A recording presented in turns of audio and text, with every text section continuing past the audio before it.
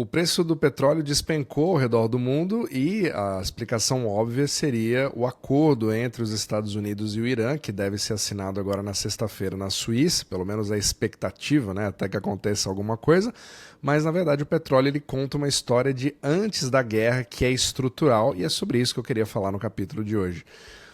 Antes de mais nada, o preço do petróleo realmente chamou a atenção, principalmente hoje. Ele caiu ali mais de 6% em um momento aqui, fazendo com que o barril aqui do WTI, né, que é o crude americano, tenha caído ali para casa dos 75 novamente. Né? E assim, para aqueles grandes receios da economia mundial, onde você espera ali um barril de petróleo a $200, $150, que vai criar esse grande crash, né, como se fosse 1970, não é bem isso que vem acontecendo, mesmo no pico. Então a gente já teve vários analistas falando de como que, mesmo com toda essa pressão, a gente não chegou nesses números absurdos, né, de barril que era esperado, né, por todo mundo, principalmente com o Estreito de Hormuz sendo responsável por 20%, etc. Todo mundo falou sobre todos os problemas que seriam criados. E eles, de fato, existem. Só que antes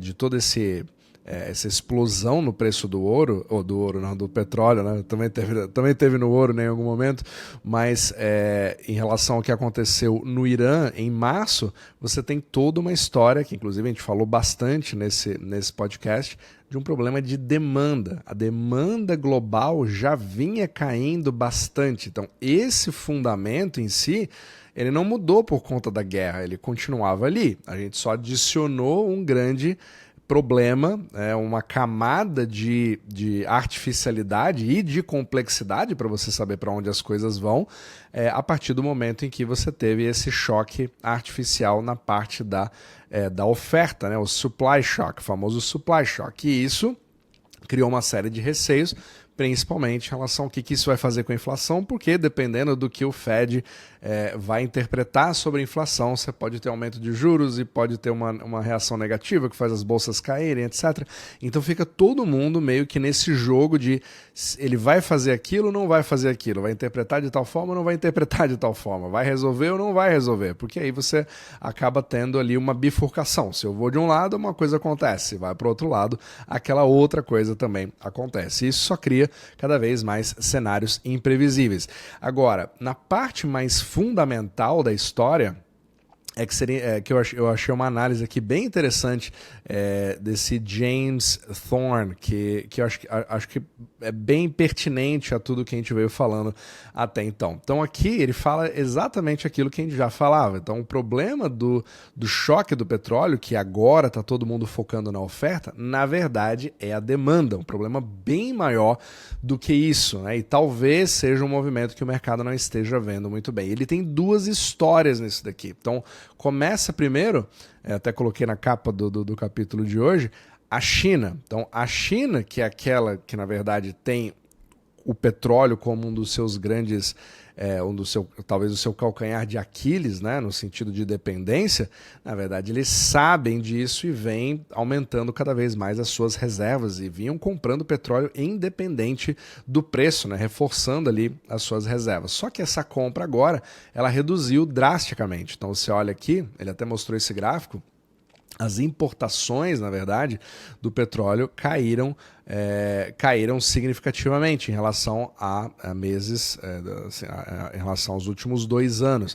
Só que você tem alguns movimentos aqui, né? Você vê essa linha branca, ele mostra aqui a queda da compra de petróleo da China, e aqui, segundo James Thorne, ele justifica isso baseado na mudança fundamental da economia chinesa, que tenta se livrar cada vez mais do petróleo, né? Então, assim, a China veio fazendo esse movimento. Claro, é impossível você se livrar completamente, só com carros elétricos, etc., mas veio se criando uma diversificação muito grande em relação ao petróleo. E ele falou justamente isso, né? Então, você assumir que a China vai ficar sempre absorvendo essa oferta global, né, não é uma coisa que você pode contar muito com isso, né? A China vem tentando fazer essa diversificação e vem reduzindo a sua dependência do petróleo. Porém, existe também a outra parte da questão, que ele fala aqui, né? Quando você tem uma... inclusive, até acho que é a parte que... Isso, ele fala aqui, ó. Da mesma forma, você teve aqui um dos principais mercados, que é a China, que vem se reestruturando de uma forma diferente. O lado da oferta também vem passando por uma grande mudança. Então, assim, quem acompanha o mercado de petróleo sabe que isso não é uma indústria que não sofre inovações, etc. Pelo contrário, é uma indústria extremamente inovadora, com uma série de soluções, principalmente com os formatos de petróleo específicos, etc. Você tem várias tecnologias que vão sendo implementadas nesse setor também, e a forma que o mundo vem se comportando também vem mudando. Claro, novamente, não sou nenhum especialista de petróleo, mas aqui é um pouco desse ponto de vista. Então, o que acontece aqui? A disrupção do Estreito de Hormuz, segundo ele, revelou uma vulnerabilidade estratégica dos fluxos do Oriente Médio. Só que eles também deixaram mais claro algo muito mais importante, é que o centro de gravidade da segurança energética moveu para o oeste, ou seja, para o ocidente. Ele foi agora, você viu os Estados Unidos, por exemplo, que já era o maior produtor de petróleo do mundo, ele agora está dobrando a aposta para fazer com que se tenha uma independência nesse setor, né? Sendo que os Estados Unidos dependem bastante disso também. Então, as Américas, segundo ele, estão aqui no coração de todo esse tabuleiro de xadrez da energia global. Então você tem ali o shale, né, dos Estados Unidos, que é um pouco mais fino, a parte do Canadá e também, né, toda essa questão da Venezuela, etc. Então você começa a ver uma parte de ocidentalização do centro de gravidade que era tão grande assim no Oriente Médio, e as partes, né, o grande... esse grande divórcio entre o Ocidente e o Oriente, representados pelos Estados Unidos e China, né, os dois maiores países do mundo, você percebe claramente que eles já entenderam que isso precisava acontecer e cada um foi para a força, dobrou as apostas na sua força. Então, fazendo esses dois movimentos, onde a parte da demanda de um lado acaba mudando, né, para não demandar mais tanto assim, e a parte da oferta acabou também tirando a dependência do mundo inteiro em relação ao Oriente Médio, isso acaba criando o projeto quase que perfeito para que você, na verdade, tenha um problema deflacionário e não inflacionário no petróleo. E essa é a grande tese aqui do James Thorne. Então, achei bem interessante, você, pelo menos por enquanto, né, você pode até achar que é somente uma notícia e, na verdade, obviamente que o preço pode voltar, você nunca sabe o que vai acontecer, porque talvez na sexta-feira você tenha ali alguma coisa de quebrar cessar-fogo, etc. O acordo não é bem assim, não assinei, e tudo volte a ficar mais volátil. Isso é totalmente possível. Só que isso não mascara o que já vinha acontecendo antes nessa grande tendência de queda. O barril, você já contava muitas vezes com o barril aqui a praticamente 50. Então, assim, com essa tensão toda essa volatilidade, tudo que vem acontecendo, preços na bomba aqui nos Estados Unidos já vem caindo, inclusive, né? Eles estavam ali aqui na Flórida.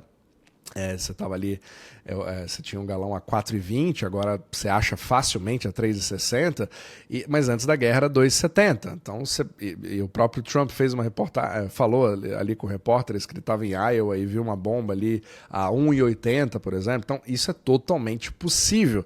Então, mesmo com toda essa questão do Estreito de Hormuz, se é verdade, se não é fechado há bastante tempo, você conseguir ter um preço aqui de $75 esse barril, vai ser bem interessante ver a cena dos próximos capítulos, o que pode acontecer depois que isso venha se normalizar nesse caso, né? E que descubra que existe um mundo que não dependa do Estreito de Hormuz, né? Que vem se reconfigurando rapidamente. Isso pode pegar muitos de surpresa. Mas se você gosta do que você está vendo, principalmente, beleza, entendi. E agora, o que eu faço para investir? Né? Então, nesse caso, você pode nos acompanhar aqui no Substack. A gente publica o nosso próprio portfólio, que a gente não prevê o futuro, mas a gente se adapta bastante a ele. Fizemos alterações no nosso portfólio recentemente no intuito de defender não participar cada vez menos dessa volatilidade e também, né, formas de você investir nos Estados Unidos, aproveitando ou até eliminando completamente o drawdown, fazendo isso de forma até sem impostos. Então tudo isso você pode ver no nosso Substack e os links estão aqui na descrição logo abaixo. Então vamos ver, mas os membros do Omnimacro não estão tão surpresos com isso, né? A gente usa o fluxo passivo de capital para poder tirar vantagem disso, independente de que lado isso vai, no intuito de você poder se aposentar da forma mais tranquila possível. Mas, como sempre, né, a cena dos próximos capítulos eu daria com certeza uma olhada aqui no petróleo, porque se isso se consolidar, a gente vai ter uma série de mudanças que pode ser que crie um boom gigantesco, né, onde você não tenha mais tanta preocupação em subir juros ou deixar a coisa fluir até que tudo se estabilize, entre aspas, se é que existe alguma estabilidade nesse regime de fourth turning, né, que a gente tem aqui nesse exato momento. Mas os mercados, eles claramente demonstraram que eles querem continuar subindo e qualquer sinal que demonstre uma certa normalidade vai criar cada vez mais motivos para que o mercado continue fazendo esse mesmo movimento.